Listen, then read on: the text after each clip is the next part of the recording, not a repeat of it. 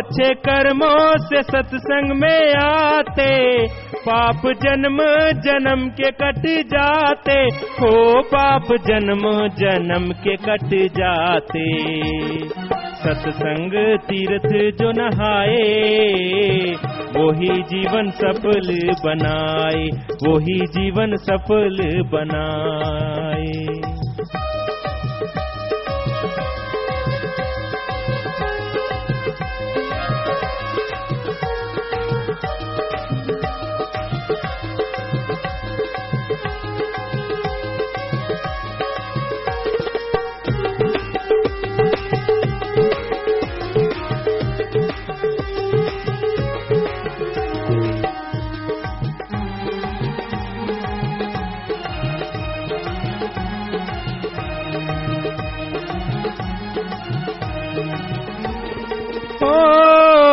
मैल कपड़े की साबुन निकाले, चिन्ग आग की घास को जाले, हो चिन्ग आग की घास को जाले।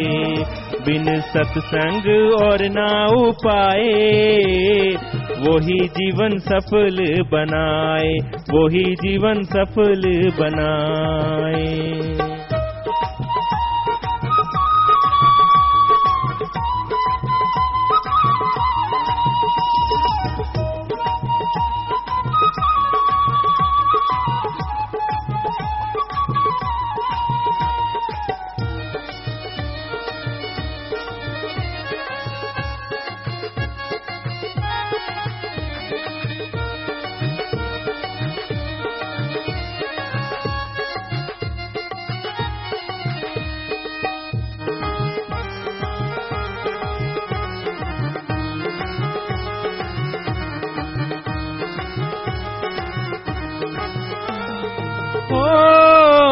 जैसी संगत में जीव है जाता, वैसा बुरा भला बन जाता, हो वैसा बुरा भला बन जाता। रूहानी पुरुषों के पास जाए, वही जीवन सफल बनाए, वही जीवन सफल बनाए।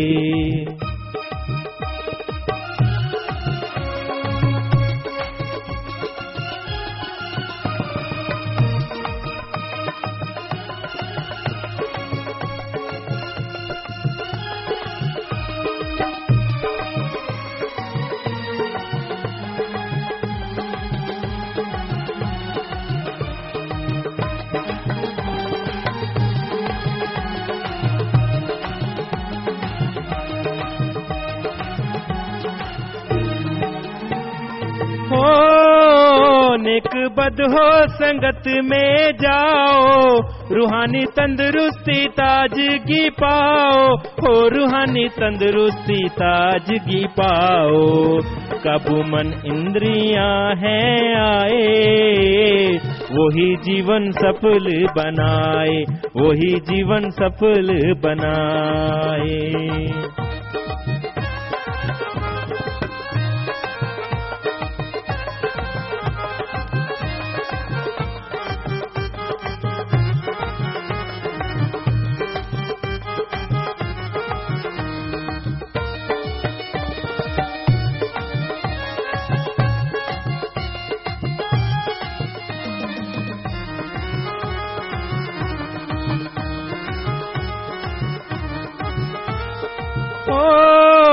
जो जीव संगत में आता, चक्र जन्म मरण कट जाता, हो चक्र जन्म मरण कट जाता। जिंदगी का बीमा हो जाए, वही जीवन सफल बनाए, वही जीवन सफल बनाए।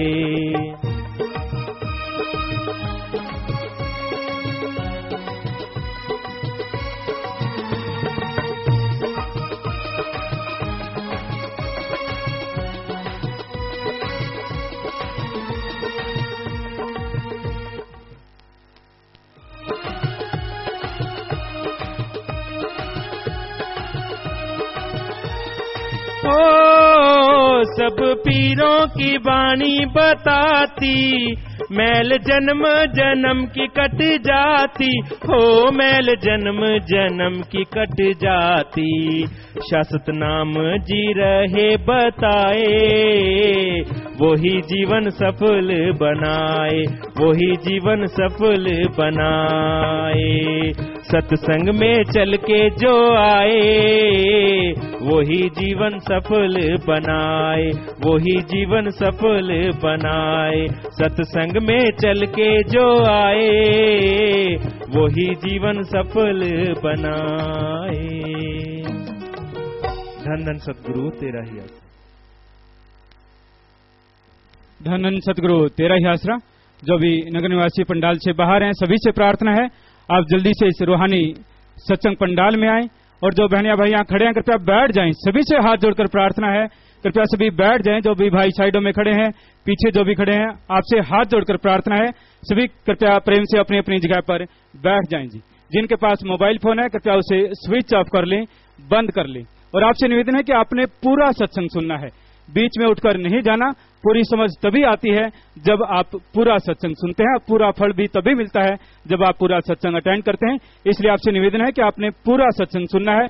अब आपने आपस में किसी ने भी बातचीत नहीं करनी, अपने ध्यान को एकाग्र करते हुए पूरी श्रद्धा के साथ अब आपने पूजनीय गुरु जी के अनमोल वचनों को श्रवण करना है जी। धन धन सतगुरु तेरा ही आसरा।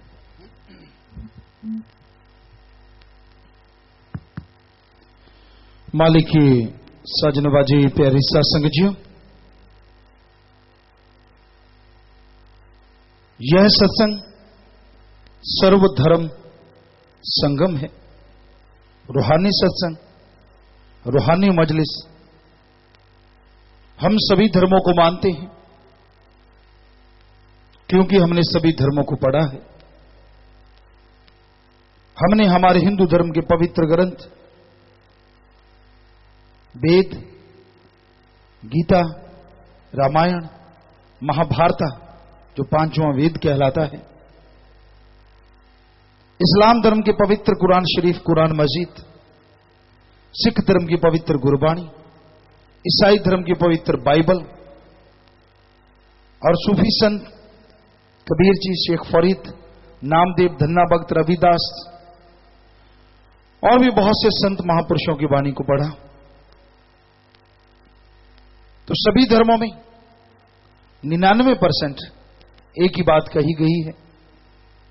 थोड़ा आगे पीछे हो सकता है, भाषा जरूर अलग है, लेकिन हमने जो साइंस के नजरिए से धर्मों को पढ़ा, सभी धर्मों में मालिक के लिए, इंसानियत के लिए एक ही जज्बा है, एक ही जज्बात है। हमने नॉन मेडिकल पढ़ी, नॉन मेडिकल में रहे, जब स्टूडेंट थे थोड़ा पढ़ पाए, गुरुजी ने बुला लिया, पर जितना पढ़ पाए, साइंस के बहुत रुचि रखते थे साइंस में। और जब हमने धर्मों को पढ़ा तो पता चला धर्म महा साइंस है, धर्म महाविज्ञान है। विज्ञान तो कल बनी है, हमारे धर्म जो लिखते हैं, विज्ञान उसको बहुत देर के बाद फॉलो करती है, बहुत देर के बाद उसके अनुसार चलती है। कैसे? आपको कुछ एक उदाहरण। विज्ञान में बैक्टीरिया, वायरस को नहीं माना जाता था, जबकि वेदों में हजारों साल पहले लिखा था कीटाणु होते हैं, जीवाणु भी होते हैं, सूक्ष्म भी होते हैं, बड़े भी होते हैं। साफ साफ लिखा हुआ था, लेकिन साइंस ने मजाक उड़ाया। पर 1850 में साइंस ने माना बैक्टीरिया होता है, और 1892 में माना वायरस होता है। तो जो हमारे धर्मों में हजारों साल पहले लिखा था, वो विज्ञान ने कुछ 100 साल पहले ही माना है, पर विज्ञान ने माना जरूर। हमारे सभी धर्मों में लिखा है लाखों करोड़ों चंद्रमा, सूर्य, नक्षत्र, ग्रह ब्रह्मांड में है, लाखों खंड ब्रह्मांड है। पहले साइंस ने नहीं माना, बस अभी अभी माना है कि हां ऐसा है कि इस ब्रह्मांड में सैकड़ों हजारों सूरज हैं, ये वो साइंसदान मान चुके हैं जो हमारे धर्मों में हजारों साल पहले लिखा था। तो ये तो कुछ एक उदाहरण है। जब उसको ध्यान से पढ़ो तो हमारे धर्म महाविज्ञान जो लिख देते हैं उससे बदलते नहीं, विज्ञान बदलती रहती है। विज्ञान ने तो ये बोला आदमी का पूर्वज बंदर है, फिर विज्ञान बदल गई, बंदर और आदमी का पूर्वज कपी है, और अब विज्ञान फिर बदली खड़ी है कि नहीं, इनका पूर्वज कोई और है। जबकि धर्मों में साफ स्पष्ट जो चीज बोली गई वो ज्यों की त्यों थी, है और हमेशा रहेगी। धर्म का सच कभी नहीं बदलता। हमारे धर्मों में पीर पैगंबरों ने, ऋषि मुनियों ने, संत महापुरुष गुरुओं ने जो लिखा था सच था, सच है और सच ही रहेगा। उसमें झूठ की कोई गुंजाइश नहीं।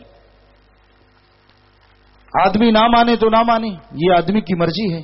आदमी बदल जाए तो बदल जाए, पर धर्म कभी नहीं बदलते। उनमें सच था और सच है। तो ऐसे पाक पवित्र धर्मों की चर्चा करेंगे। आपसे हाथ जोड़ के प्रार्थना गुजारिश कि अगर आप हमसे कोई सवाल पूछना चाहते हैं, कोई जिज्ञासा शांत करना चाहते हैं, तो आप 2 लाइनें लिख के स्लिप भेज दीजिए। 1 लाइन 2 लाइन। आपके आसपास सेवादार हैं, वो आपकी पर्ची को यहां तक पहुंचाएंगे। हम कोई विद्वान नहीं, हम तो खाकसार चौकीदार हैं, आपके सेवादार हैं। करने वाला ओम हरि अल्लाह राम गॉड है। तो जैसा वो ख्याल देंगे वैसे आपके सवाल का जवाब दे देंगे। तो आप कोई भी सवाल पूछ सकते हैं जो आपकी इच्छा है, बस लिख के भेज दीजिए, आसपास के सेवादारों को दे दीजिए, वो यहां से आपको पढ़ के सवाल सुनाएंगे और फिर जैसा ख्याल देंगे मालिक, जैसा नजरिया है वो आपकी सेवा में अर्ज कर देंगे। तो आज का जो भजन नज्म है जिसपे रूहानी सत्संग होने वाला है, और वो भजन है जी, नज्म है, कीमती है ये समा इसे लगाता कहां, सत्संग में आ जा फायदा उठा जा, देखे जो सब नाशवा, देखे जो सब नाशवा। समय और समुद्र की लहर कभी किसी का इंतजार नहीं किया करती। समय ना तो कभी किसी के लिए रुका है और समय ना कभी किसी के लिए रुकेगा। समय चलता रहता है। जो आलस्य में पड़ जाया करते हैं वो अपना नुकसान खुद कर लिया करते हैं। समय वो जंगली घोड़ा है जिसके गर्दन के बाल पकड़ के तो रोका जा सकता है, पर पूंछ पकड़ के नहीं रोका जा सकता। कहने का मतलब, समय से पहले अगर आप तैयार रहते हैं तो समय के साथ साथ दौड़ सकते हैं, और अगर आप समय निकल गया पीछे पहुंचना चाहो तो फिर आप नहीं पहुंच सकते। समय की कदर कीजिए। आमतौर पे हमारे समाज में कहावत कि बच्चा बड़ा हो रहा है, आपका बच्चा छोटा था, नेचुरली हम बोलते हैं बच्चा छोटा, बेटी छोटी, बेटा छोटा, बड़ा हो गया। लेकिन संत रूहानी फकीर इसके उल्ट कहते हैं, नहीं, तेरा बच्चा छोटा हो गया। कैसे? मान लीजिए एक बच्चे की उम्र 60 साल है। आज से 10 साल पहले वो 10 साल का था, बाकी उम्र थी 50 साल, शेष उम्र। आज वो बच्चा 20 साल का हो गया, मां बाप कहते हैं बड़ा हो गया, संत कहते नहीं छोटा हो गया। पहले 50 बकाया थी, अब 40 बकाया रह गई। क्योंकि जो भी सेकंड, मिनट, घंटा, दिन, महीना, साल गुजरता है वो आपकी कुल उम्र में से कम होता चला जाता है। आप मानो ना मानो आपकी मर्जी, लेकिन हकीकत है कि जो समय गुजरता है वो लौट के नहीं आता। जो श्वास चले जाते हैं वो वापस नहीं आया करते। इसलिए समय की कदर कीजिए। समय में क्या करना चाहिए? अच्छे भले पुरुषों का संग करो, नेकी भलाई की बातें करो। आप जब चुगली निंदा करते हैं, लेग पुलिंग, टांग खिंचाई करते हैं, क्या बता सकते हैं उससे आपको क्या नशा मिलता है?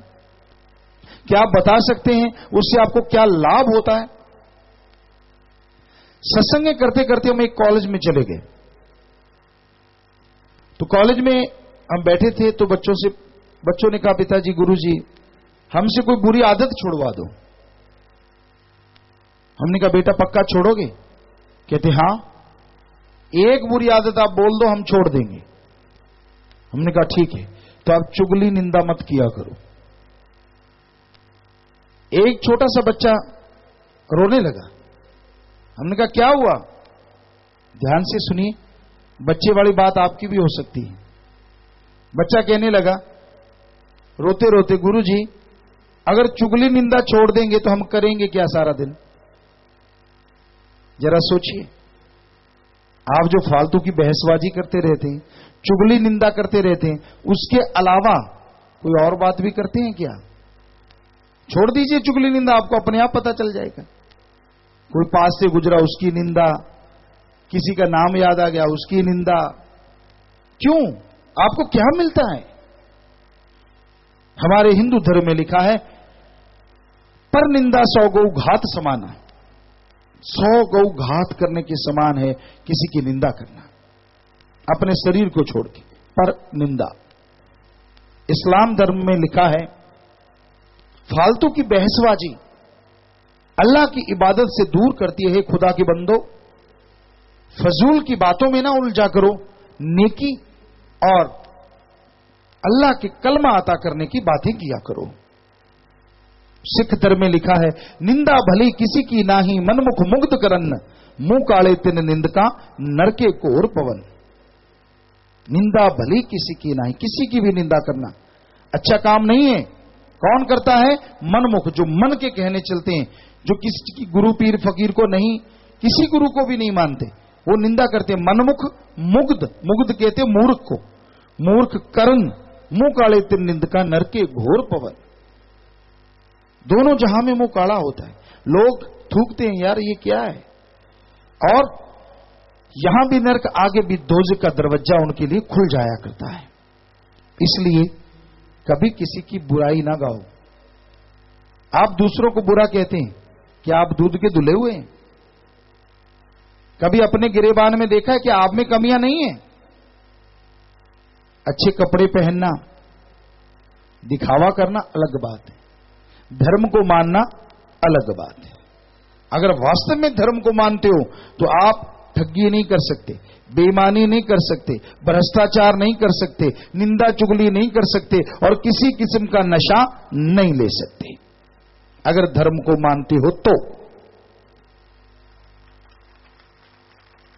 क्योंकि हमारे धर्मों में तो ऐसी शिक्षा ही नहीं है। हमारे हिंदू धर्म में लिखा है, कड़ा परिश्रम करो और प्रभु के नाम का सुमरन करो। इस्लाम धर्म में लिखा है, हक हलाल की रोजी रोटी खाओ और अल्लाह का कलमा अता किया करो। सिख धर्म में लिखा है, दशानुआदि किर्त करो और वाहिगुरु को याद करो। और ईसाई धर्म में लिखा है, हार्ड वर्क करो और गॉड्स प्रेयर किया करो। कहां लिखा है निंदा किया करो? क्या किसी धर्म में लिखा है ठगी मारो? बताइए, क्या किसी धर्म में लिखा है बेईमानी करो? किस धर्म में लिखा है नशे किया करो? किसी भी धर्म में नहीं लिखा। तो जो नशे की दुकानों पे जाते हैं वो कौन होते हैं? उनका धर्म क्या है? हिंदू, मुस्लिम, सिख, ईसाई, साफ साफ लिखा है किसी भी तरह का कोई नशा नहीं कर सकते। पर आप तो धर्म के नुमाइंदा भी बनते हो और नशे भी करते हो। तो भाई, धर्म को मानना नहीं, ये धर्म को बदनाम करना है। तो नशे, बुराइयां धर्मों में मना है। धर्मों में नेकी भलाई करने की प्रेरणा दी जाती है। भले कर्म करो, नेक नियत से नेकी करो, नेक नियत रखो। अगर नियत में खोट है, जितनी मर्जी भक्ति इबादत करते रहो, अल्लाह वाहिगुरु गॉड की दया में रहमत के लायक कभी नहीं बन पाओगे। आपका हृदय साफ चाहिए, दिलो दिमाग में पाक पवित्रता चाहिए, तो उस अल्लाह वाहिगुरु राम की दया में रहमत बरसती है, तो उसकी कृपा दृष्टि होती है। अंदर छल कपट, मुख में राम बगल में छुरी, ये नहीं होना चाहिए। पर आजकल यही हो रहा है। दिखने में जो नजर आता है वास्तव में होता नहीं, और जो वास्तव में होता है वो दिखता नहीं। तो भाई आज आपको धर्म की सच्ची बात जो थोड़ी कड़वी होती है बताएंगे आपको, सभी धर्मों की बात, क्योंकि हमने सभी धर्मों को पढ़ा है और सभी धर्मों को मानते हैं। दिखावा नहीं करते, ढोंग नहीं करते, सिर्फ मानते हैं, पूरी कोशिश करते हैं 100% सभी धर्मों को माने, और मानते भी हैं। धर्म को मानना बहुत बड़ी बात है। धर्मों में ऊंच नीच नहीं बनाई गई, धर्मों में छोटा बड़ा नहीं बनाया गया। हमारे पवित्र वेदों में अगर लिखा है वर्ण बनाए हैं, वो किसी की जात पात नहीं बनाई। जो मरे हुए पशुओं को उठाता है, उसका चमड़ा उतारता है, हड्डियां उठाता है, उसको शूद्र कहा गया।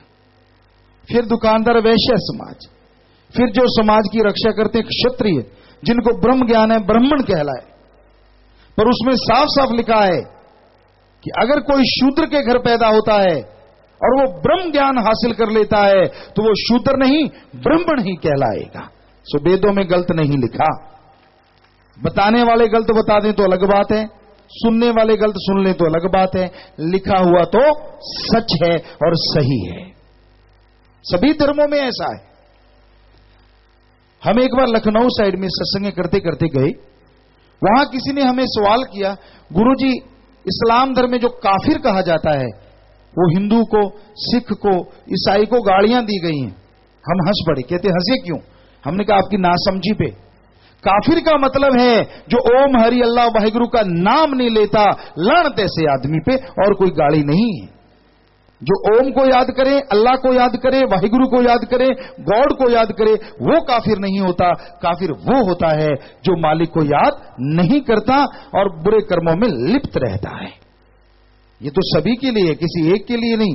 कोई बना दे अलग बात है, पर धर्मों में ऐसा लिखा हुआ नहीं है, हमने खुद पढ़ा है। तो लोगों में गलतफहमियां बहुत होती हैं।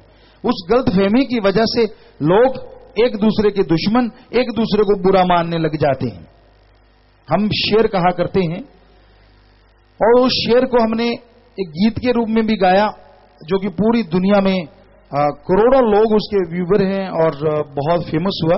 तो वो शेर है, ना हिंदू बुरा है, ना ही सिख ईसाई मुसलमान बुरा है। ध्यान से सुनिएगा, ना हिंदू बुरा है, ना ही सिख ईसाई मुसलमान बुरा है, अरे बुराई पे उतराए वो इंसान बुरा है। धर्म बुरे नहीं होते।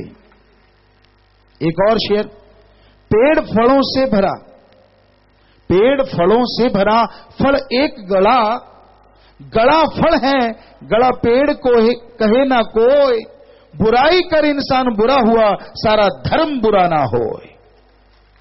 धर्म बुरे नहीं होते। धर्म तो सही थे, सही हैं और सही रहेंगे। कोई वैसा नकाब ओढ़ के, कोई वैसे पहनावा पहन के बुरे कर्म करने लग जाए, वो आदमी बुरा हो सकता है।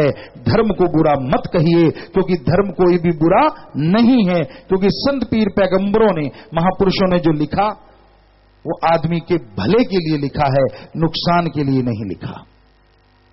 सारी सृष्टि, सारी खलकत ओम हरि अल्लाह वाहिगुरु की रियाय है, प्रजा है, उसी के फायदे के लिए लिखा है। तो भाई यही हकीकत है कि आपको समय मिला है। समय को अगर दूसरे शब्दों में कहें, मनुष्य शरीर को भी संत समय कहते हैं। आपको मनुष्य शरीर मिला है, सर्वश्रेष्ठ है। 5 तत्व होते हैं, पृथ्वी, पानी, अग्नि, वायु और आकाश। इन 5 तत्वों से जुड़ के बॉडी शरीर बना करते हैं। ये अलग बात है, किसी में 1 तत्व, किसी में 2, किसी में 3, किसी में 4 ज्यादा हैं। जैसे वनस्पति, पेड़ पौधे, घास फूस, उसमें 1 तत्व मुख्यतः होता है और वो होता है पानी। कुछ कीड़े मकोड़ों में 2 ही तत्व होते हैं, हवा और आग। रेगिस्तान की जगह, यहां नजदीक कोई पेड़ नहीं होता, कोई घास नहीं होता, कुछ नहीं होता, वहां टीले होते हैं, बालू रेत होता है। वहां भी कीड़े मकोड़ों को रेंगते देखा गया, क्योंकि आग और हवा हर जगह होती है, गर्मी और हवा। तो इस तरह उनके शरीर को यही चाहिए। पशुओं में 4 होते हैं, पक्षियों में 3। पशु में पृथ्वी, पानी, अग्नि, वायु। लेकिन आकाश तत्व सब में नाम मात्र होता है। आदमी में आकाश तत्व सबसे ज्यादा होता है, क्योंकि आकाश तत्व की वजह से बुद्धि, विवेक, दिमाग होता है। तो इसलिए आदमी में सबसे ज्यादा दिमाग है। आकाश तत्व, 5 तत्व परिपूर्ण किसी शरीर में है तो अल्लाह राम ने मनुष्य को बनाया, इंसान को बनाया। बाकी किसी में ऐसे 5 तत्व परिपूर्ण नहीं है। फिर आप ऐसा काम कौन सा करते हैं जिसके लिए धर्मों में सर्वश्रेष्ठ कहा गया? हमारे हिंदू धर्म में बोला गया इंसान प्रभु की सर्वश्रेष्ठ जोनी है, मुखिया शरीर है। इस्लाम धर्म में कहा गया आदमी खुद मुख्तियार है। सिख धर्म में कहा गया आदमी सबसे अति उत्तम मानस शरीर है। और ईसाई धर्म में कहा गया सर्वश्रेष्ठ है मनुष्य। क्यों? जरा तुलना करके देख लीजिए। खाता आदमी है, खाते जानवर हैं। आदमी अपने हिसाब से खाता है और जानवरों को जब मिल जाए अपना पेट भरने के लिए खाते हैं। मकसद तो दोनों का एक ही है, अपना पेट भरना, अपने लिए ताकत पैदा करना। बाल बच्चे इंसान के होते हैं, बाल बच्चे जानवरों के भी होते हैं। घर इंसान बनाता है, जानवर पक्षी भी घोंसला या कहीं ना कोई जगह बना लेते हैं। बल्कि जानवरों का जीते जी मलमूत्र खाद के काम आता है और मरने के बाद हड्डियां, चमड़ा सब काम में ले लिया जाता है।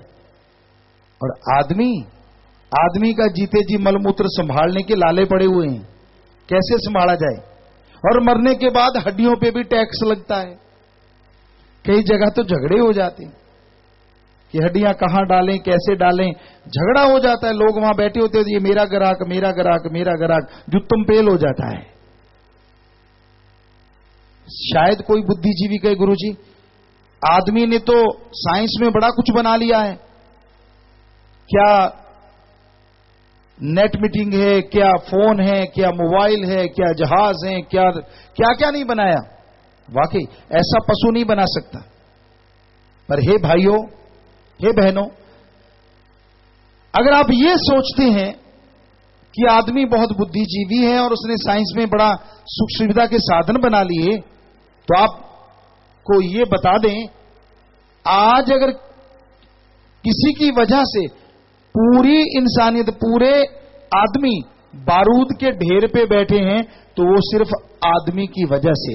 एटम, हाइड्रोजन, परमाणु, पता नहीं कौन कौन से बम बना रहा है आदमी ताकि सबको खत्म कर दिया जाए। क्या ऐसा खतरा इन जानवर से है? नहीं है। तो इसमें भी जानवर ही आगे निकल गए, आदमी तो फिर पछड़ गया। तो आदमी को क्यों कहा गया सर्वश्रेष्ठ? हमारे गुरुओं ने, पैगंबरों ने क्यों कहा खुद मुख्तियार सर्वश्रेष्ठ? एक ही वजह है, और वो वजह ऐसी है जो अपने आप में बेमिसाल है। आदमी, मनुष्य के शरीर में जो आत्मा आती है, वो इस शरीर में मृत्युलोक में रह के ओम हरि अल्लाह मालिक की भक्ति, इबादत करके उसकी दया में रहमत, दर्श, दीदार को पा सकती है, जबकि जानवर चाहते हुए भी ऐसा नहीं कर सकते। तो ये फर्क है जिससे इंसान और हैवान यानी जानवर में फर्क किया जा सकता है। पर बहुत से इंसान तो जानते ही नहीं राम का, अल्लाह का नाम लेना।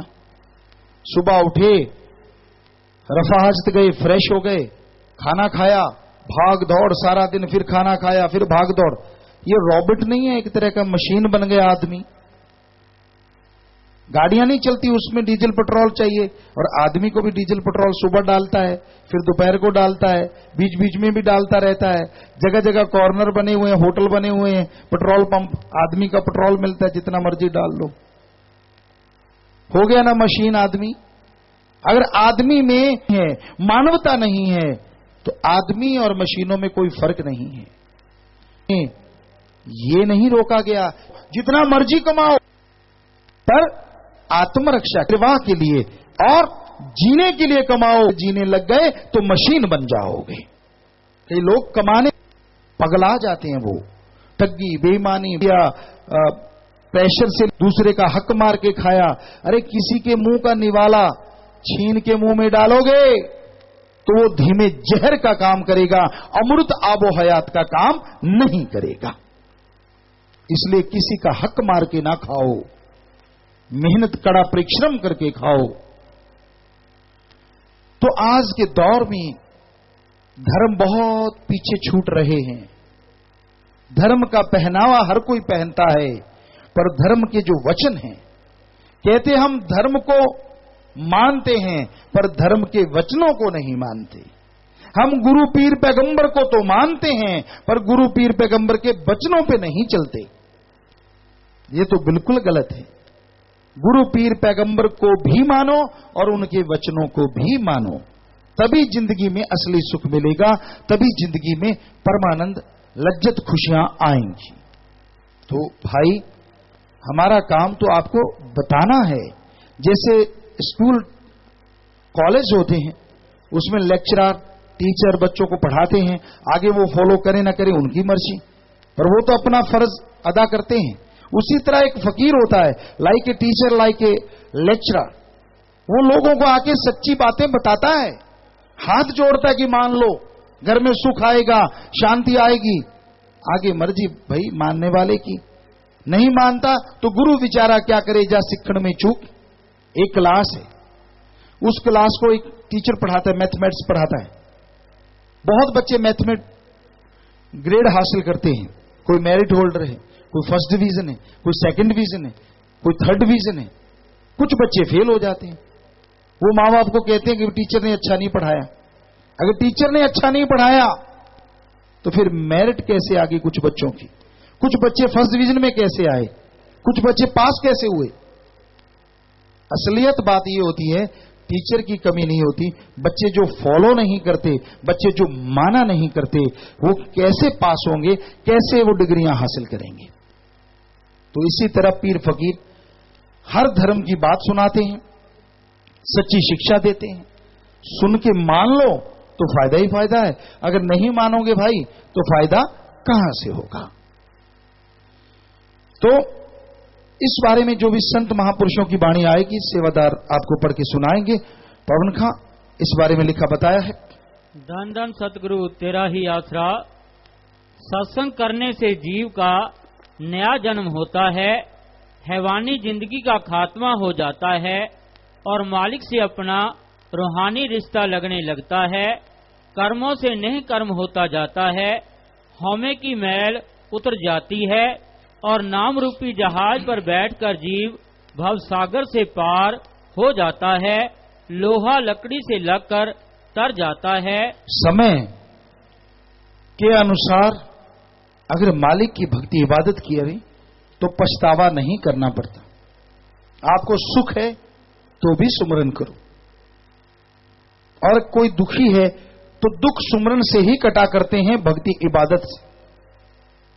लेकिन ये देखा गया, जब आदमी दुखी होता है तो भक्ति करने लगता है, और जब सुखी होता है तो कहता है मुझे तो अल्लाह राम याद ही नहीं। ये गलत। दुख में सुमरन सब करें, अरे सुख में करे न कोई, जो सुख में सुमरन करे तो दुख काहे को होए। अगर सुख शांति में मालिक को, अल्लाह को, राम को याद कर लो तो आपको दुख कभी आएगा नहीं। लेकिन आप सुख शांति में तो उसे याद करते नहीं, आप उड़ीगते रहते कब दुख आए। तो कर्म रोग जब आ जाता है तब आपसे भक्ति होती नहीं, क्योंकि आप रोगी हैं, आप परेशान हैं। इसलिए सुख में सुमरण करो तो दुख कभी होता नहीं। तो भाई साथ साथ भजन बोलेंगे और फिर आपको बताएंगे इस बारे में। तो भजन है, कीमती है ये समा, इसे लगाता कहां, सत्संग में आ जा, फायदा उठा जा, देखे जो सब नाशवा। हाँ जी चलिए।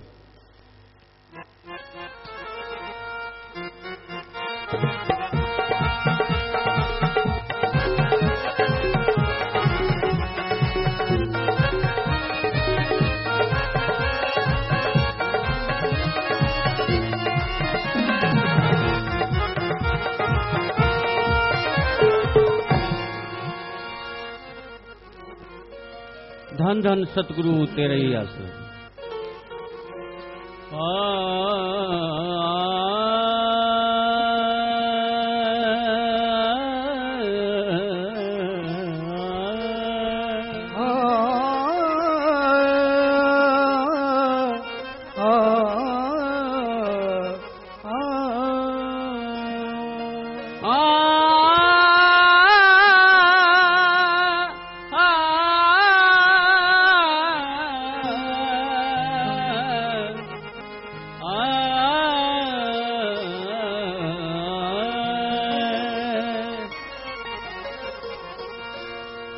खे खत्म हो रहा खर्च तेरा,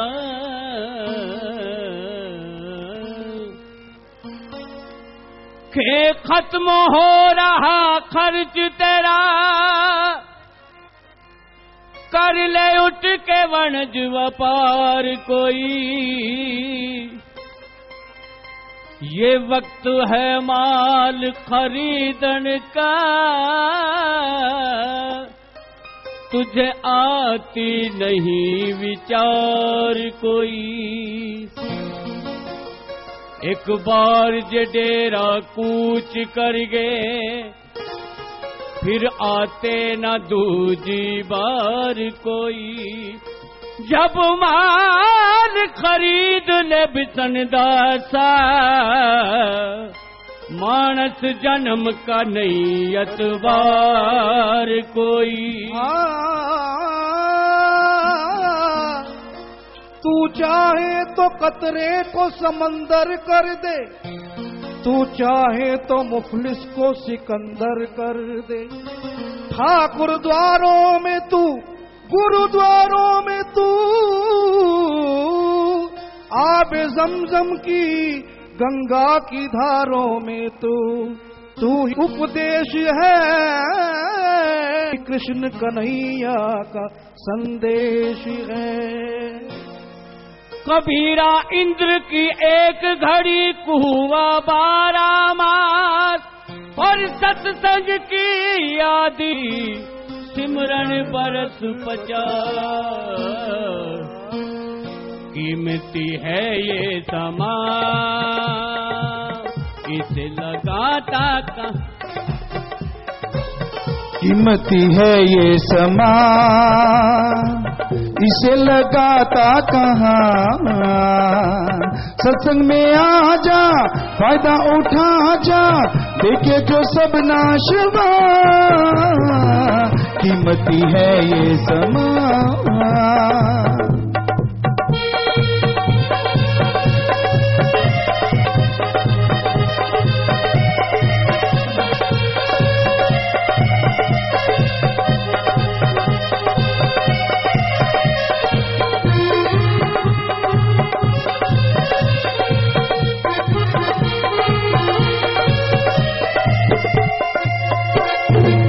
जन्म मुश्किल पाया है, अनमोल ही बताया है, 84 चक्कर लगाया है, फिर ये हाथ में आया है।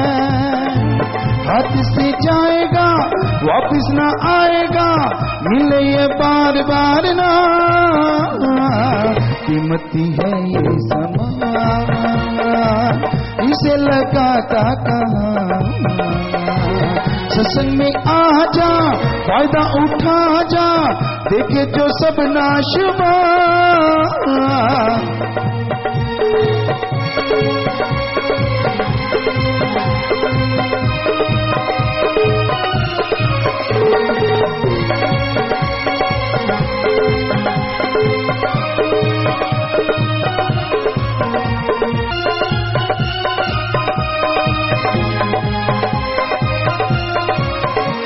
वासों की लाया माल ठगाया, पूंजी सो वासों की लाया, ठगों को माल ठगाया।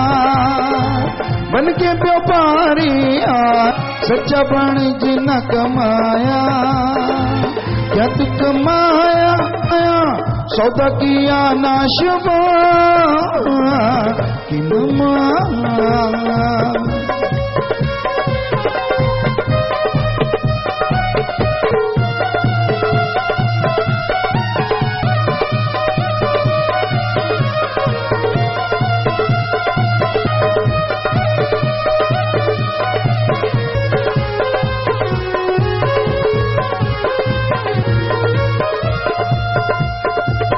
करना था काम जो किया ना, अल्लाह का नाम लिया। करना था काम प्रभु का, कभी जलाया ना, प्रेम का प्याला पिया ना, मन को जो भाता है मासंडा खाता है, पीता रहा शराब, कीमती है ये समा।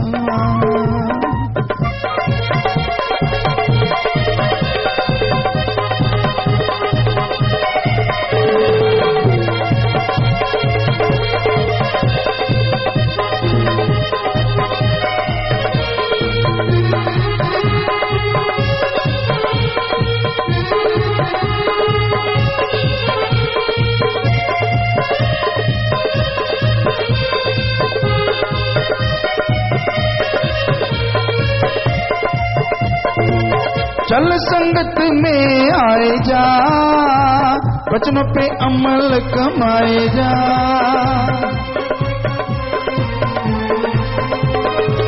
चल संगत में आए जा, वचनों पे अमल कमाए जा।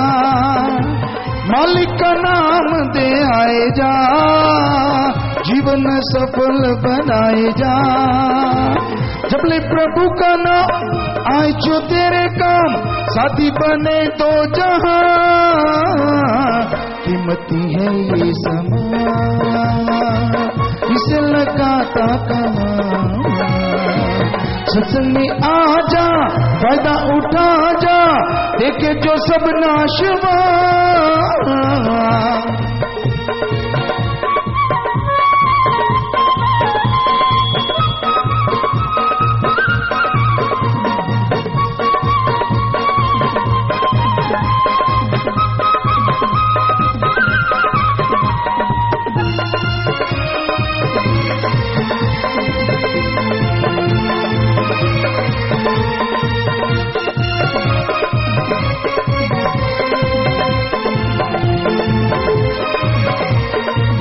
मन माया ने फंसा लिया, गुलाम अपना बना लिया।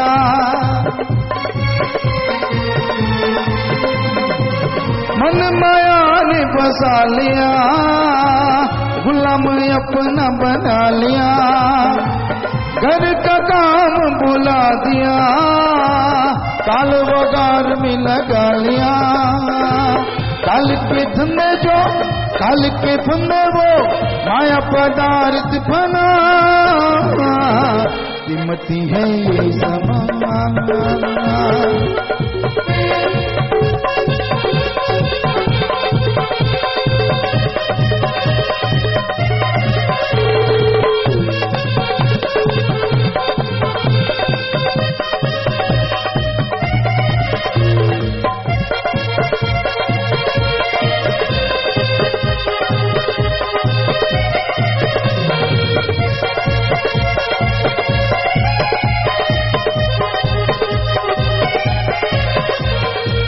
समय का लाभ उठाए ना, हाथ से गया फिर आए ना।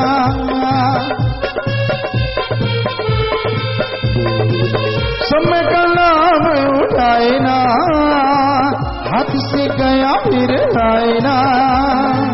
कल पे जोड़ पछताए ना, कल किसी के हाथ आए ना। कहीं शासक नाम जी जप ले नाम जी, फिर न मिलेगा समा। कीमती है ये समा, इसे लगाता कहाँ।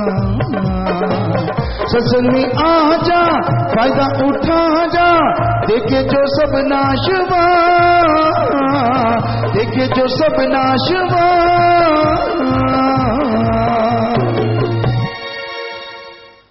जी, तो अभी आपने भजन में सुना, नजम में सुना। जन्म मुश्किल पाया है, अनमोल हीरा बताया है। 84 चक्र लगाया है, फिर यह हाथ में आया है। हाथ से जाएगा वापिस ना आएगा, मिले या बार बार ना। मनुष्य शरीर आदमी, जैसा आपको बताया, परमपिता परमात्मा ने, उस मालिक ने, उस राम ने, अल्लाह ने, गॉड ने, खुदा ने, रब ने सर्वश्रेष्ठ बनाया है। और ये समय, ये जन्म बार बार हाथ नहीं आता। हमारे हिंदू धर्म में लिखा है 84 लाख शरीरों में चक्कर लगाने के बाद ये मनुष्य शरीर सबसे आखिर में मिलता है। सबसे पहले जो आत्मा मनुष्य शरीर के रूप में बिना भक्ति के जाती है वो स्वर्ग नरक जन्नत दोजक में जाती है। उसके बाद वहां से निकलने के बाद वो या घास फूस वनस्पति में जाती है, फिर पक्षी, फिर जानवर और बिल्कुल आखिर में मिलता है। तो इस मनुष्य शरीर में अगर मालिक की भक्ति की, उसकी इबादत की, तो यकीनन इस मृत्यु लोक में रहते हुए, इस नाशवान संसार में रहते हुए आप उस मालिक के रहमो करम, उसकी कृपा दृष्टि को पा सकते हैं। और अगर आप भक्ति इबादत नहीं करते, सिर्फ दिखावा करते हैं, तो मालिक तो कण कण जर्रे जर्रे में रहता है, सबकी जानता है, उसको पता है कि अगर आप दिखावा करते रहते हैं और करते कुछ नहीं, क्योंकि भक्ति इबादत करना भी एक बहुत बड़ी बात है। जो लोग सिर्फ दिखावे की भक्ति करते हैं वो मालिक की कृपा के काबिल ना तो खुद बनते हैं और ना ही किसी को राह दिखा सकते हैं। कई बार होता है लोग माड़ा, हिंदी में कहते हैं माड़ा और शायद उर्दू फारसी में कहते हैं तस्वी, सिख धर्म में कहते हैं सिमरनी। तो लोगों को माड़ा घुमाते देखा है, लेकिन माड़ा घुमाते घुमाते सारी दुनिया घुमाते हैं, वो कोई भक्ति का तरीका नहीं है। आपको एक बिल्कुल हमने आंखों देखी बात सुनाते हैं। एक बुजुर्ग अल्लाह राम का नाम ले रहे थे, माड़ा घुमा रहे थे। हम भी पास जाके बैठ गए कि चलो मालिक की बात सुनते हैं, अच्छा कानों में मालिक का नाम पड़े।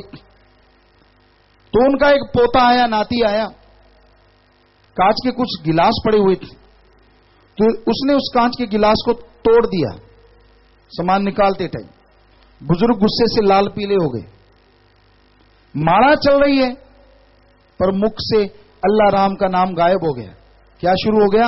माला घूम रही है, उस बच्चे को गालियां दे रहे, तुम मर जाए, बेड़ा बैठ जाए, इतना नुकसान कर दिया, देख तेरे की। तो ये माला गाड़ियों की चल रही है या भगवान की? माला तो कर में फिरे, अरे जीबा फिरे मुख मां है। माला तो कर में फिरे, अरे जीबा फिरे मुख मां है। ये मनवा तो दे दिस फिरे, यो तो सुमरण ना है। ये कोई सुमरण थोड़ा ही ना है। भक्ति कर रहे हो, दिखावा कुछ और, बैठे कुछ और, तो ये सही नहीं है। अगर भक्ति करनी है, जब आप सुमरण करने बैठो, सुबह शाम जब भी बैठो, तो कम से कम 15 मिनट, आधा घंटा परम पिता परमात्मा ओम हरि अल्लाह राम को ही याद करो। लेकिन आप भक्ति करने बैठते हो, भक्ति करते करते 100 काम करते रहते हो। आज ये होगा, दुकान पे वो होगा, इधर से टल्ली बजा रहे हो, ऐसे कर देंगे, आज वैसे कर देंगे, ऐसे ठग लेंगे, वैसे कर लेंगे। ये क्या है बताइए? माला घुमाते घुमाते आज फलां जगह जाएंगे, वो ये करेंगे, अंदर विचारों में ये चल रहा है, मुंह पे राम राम राम, अल्लाह अल्लाह अल्लाह, मालिक मालिक मालिक। ये क्या है? तो ये भक्ति नहीं है। आपको गुरु नानक देव जी की एक बात सुनाते हैं। हकीकत उस समय सिख धर्म नहीं हुआ करता था। गुरु नानक देव जी हिंदुओं के गुरु और मुसलमान उन्हें कहते थे पीरो मुर्शिदे कामिल।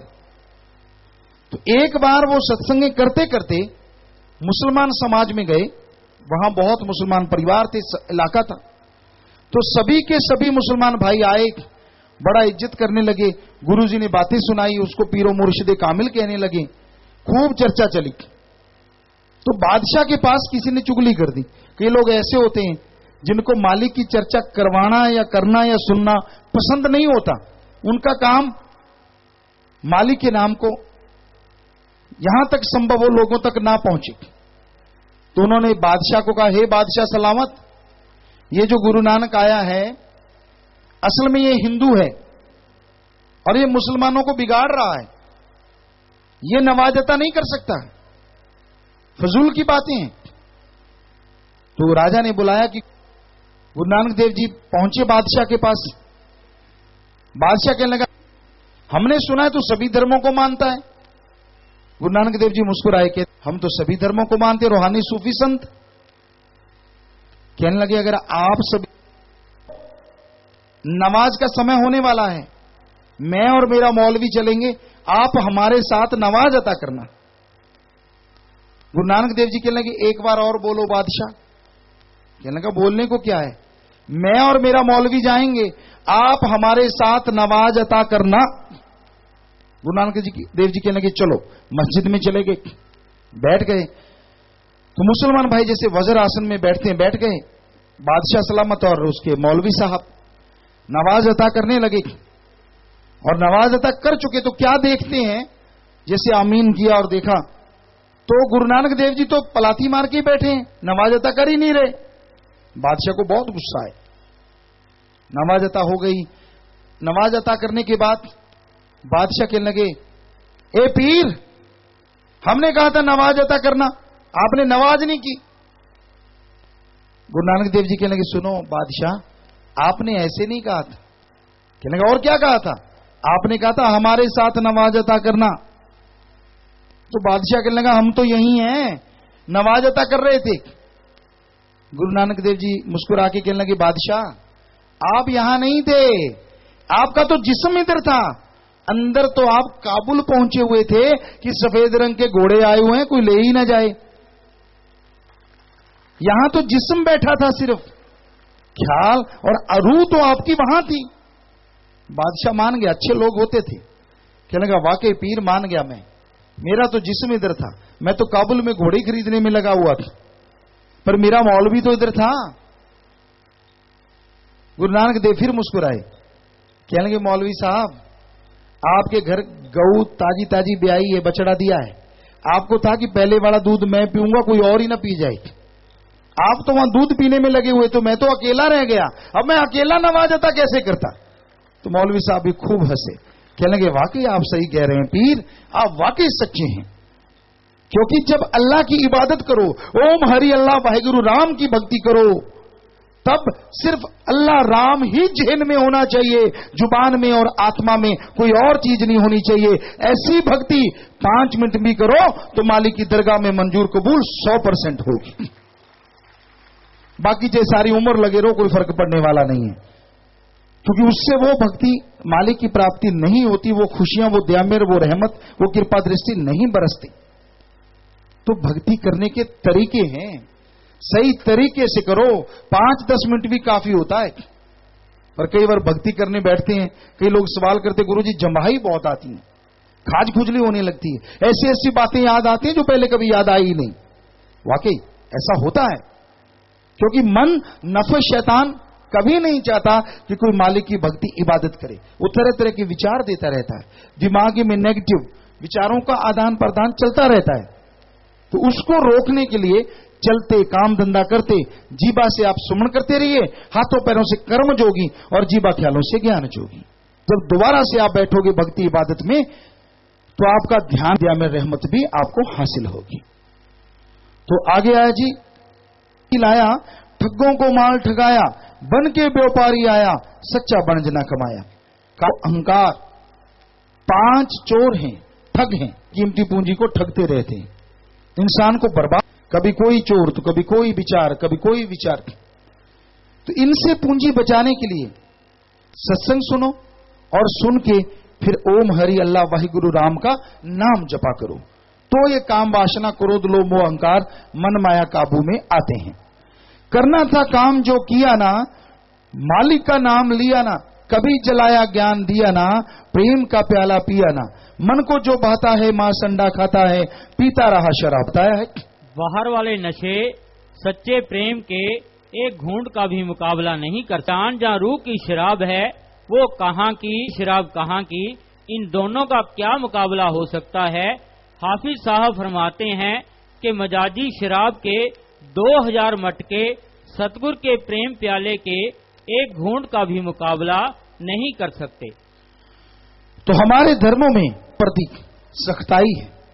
हिंदू धर्म में विष्णु पुराण शिव पुराण में आता है निकली, लेकिन शराब निकली राक्षस पी गए, नशे निकले राक्षसों ने खाए, जहर जो निकला वो शिवजी महादेव ने अपने गले में धारण किया और भांग नहीं पी, उन्होंने जहर पिया।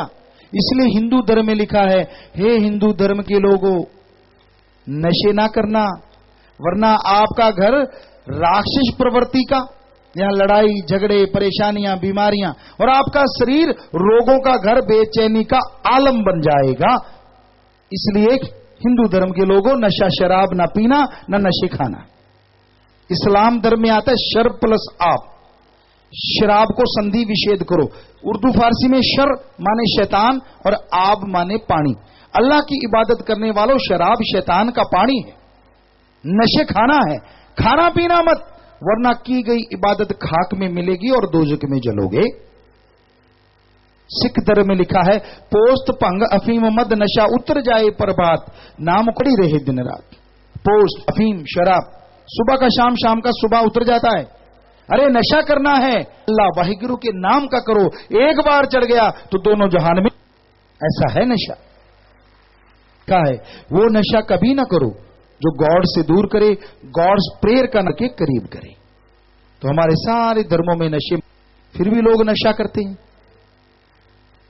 हम जहां जहां भी जाते हैं पता चलता है लोग अजीबोगरीब, जैसे नोएडा साइड में गए, लोग बूट पॉलिश उसको लगा के ब्रेड पे खाते हैं या नशा करते हैं।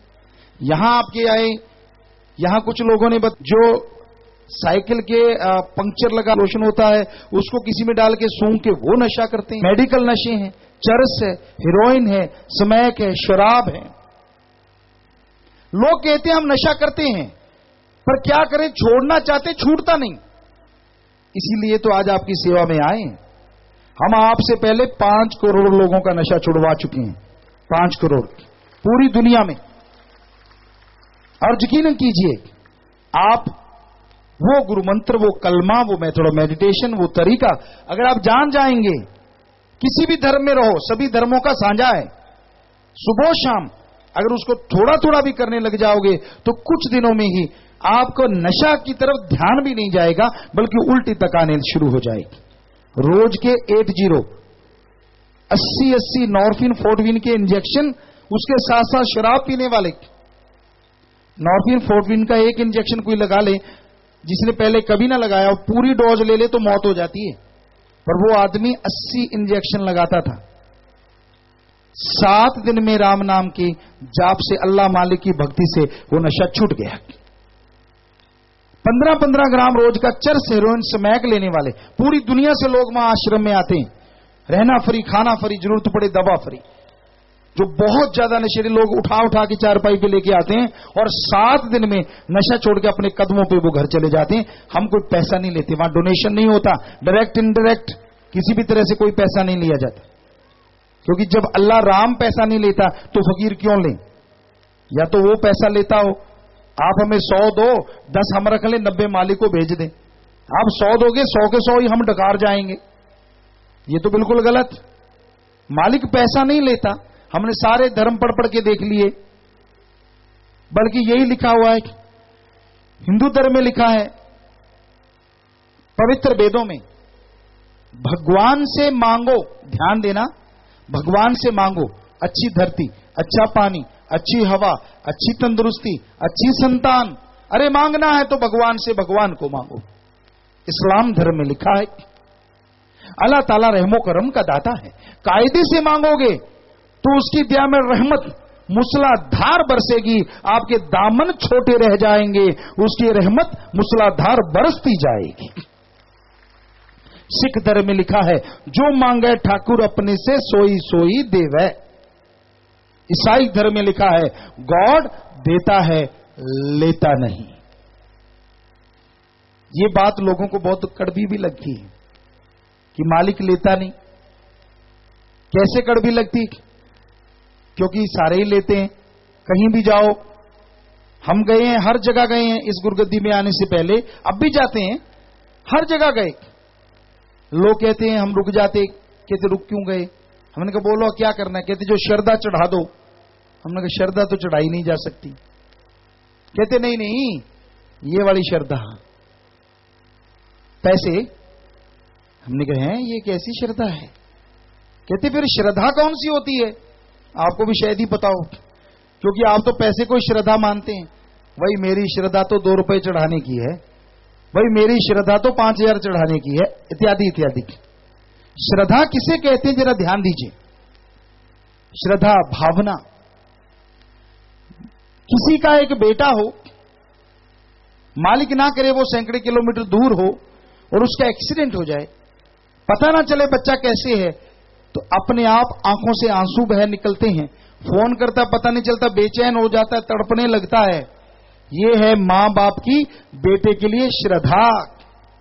ऐसी श्रद्धा अगर आपकी अपने बच्चे के लिए ऐसे है, तो ऐसी ही श्रद्धा के लिए आप 15-20 पैसे बना लो, मालिक साहब को गारंटी देते हैं। इसे कहते हैं श्रद्धा। ऐसी भावना होनी चाहिए। तड़प के उस मालिक की भक्ति इबादत करो। अरे तरी के रास्ते जो रहमतें मिलती हैं, खुश्क नवाजें खुश्क इबादत वहां तक नहीं पहुंच पाती, पल में पहुंच जाया करते हैं ये रास्ते। सो इसे कहती हैं भावना। नहीं लेता सारे धर्मों में, ये तो आदमी है, कहता है मालिक के नाम पे दे दे, लोग दे देते हैं। पर आपने कभी मालिक को उठाते देखा है? कहीं से पैसा उठाते देखा हो? रुपए उठाते देखा हो? नहीं देखा ना जी, मानो चाहे ना मानो। जरा सोचिए, अगर मालिक को पैसे की जरूरत है तो हमारे धर्मों में लिखा है, हिंदू धर्म में लिखा है भगवान कण कण में, इस्लाम धर्म में लिखा है अल्लाह ताला जर्रे जर्रे में, सिख धर्म में लिखा है वाहिगुरु के बिना कोई जगह नहीं, और ईसाई धर्म में लिखा गॉड इज एवरीवेयर, हर जगह है मालिक। अगर मालिक को पैसे की जरूरत है, मान लीजिए वो पैसे पे खुश होता है, तो हमारे मैले कुचैले नोट क्यों लेगा? वो नोट बनाने वाली मशीन के ऊपर ना बैठ जाएगा, वहीं से करारे करारे नोट लेता रहेगा? क्या कोई उसे रोक सकता है जी? क्योंकि वो तो हर जगह है।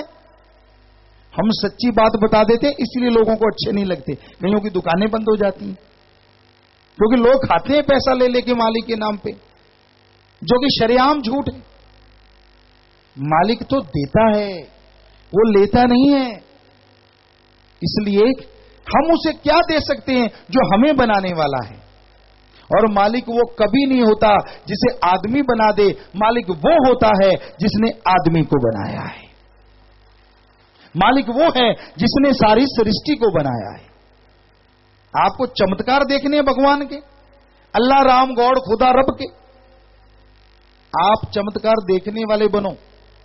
कदम कदम पे चमत्कार हैं। जितने भी वनस्पति पेड़ पौधे हैं, देखिए हर किसी का पत्ता अलग तरह का, खुशबू अलग तरह की, फूल अलग तरह के, उसमें डिजाइन अलग तरह का। क्या आदमी ने बनाया है? नहीं बनाया। तो उस मालिक का ये चमत्कार नहीं तो और क्या है?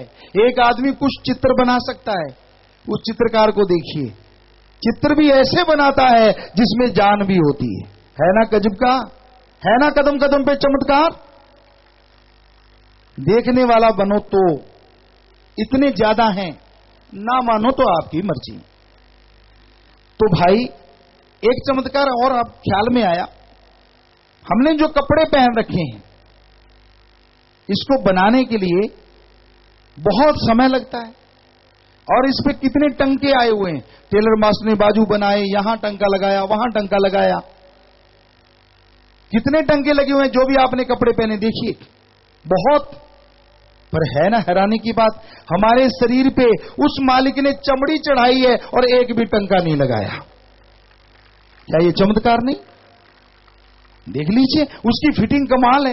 आप उसको ऊपर नीचे कर दो तो बात अलग है, मतलब खा पी के कुछ कर लो तो वो तो अलग चीज है, लेकिन मालिक ने तो गजब की फिटिंग की है भाई। तो गजब है उस परमपिता परमात्मा का, गजब है उसके बनाने का। तो भक्तों के लिए तो उसके इतने चमत्कार हैं, श्रद्धा भावना वालों के लिए। पर हम आपको गारंटी देते हैं, मालिक पैसा नहीं लेता।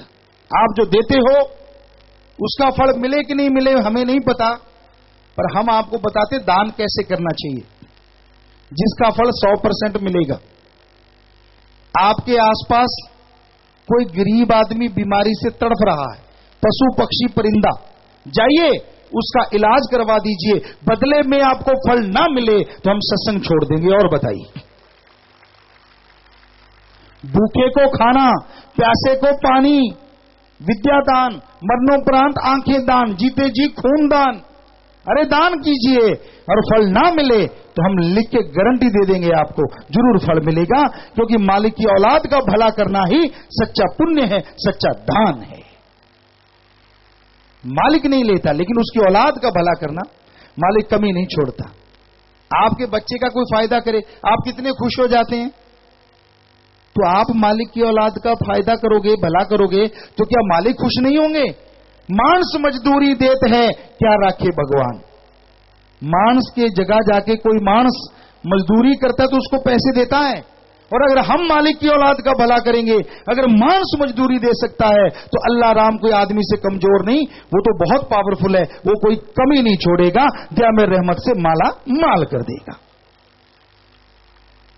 तो भाई दान को दान के तरीके से कीजिए, फकीर रोकते नहीं, अपने हाथों से कीजिए, या कोई पीर फकीर ऐसी जगह करवाए वहां जाके कीजिए, तो सुख मिलता है, तो शांति मिलती है। तो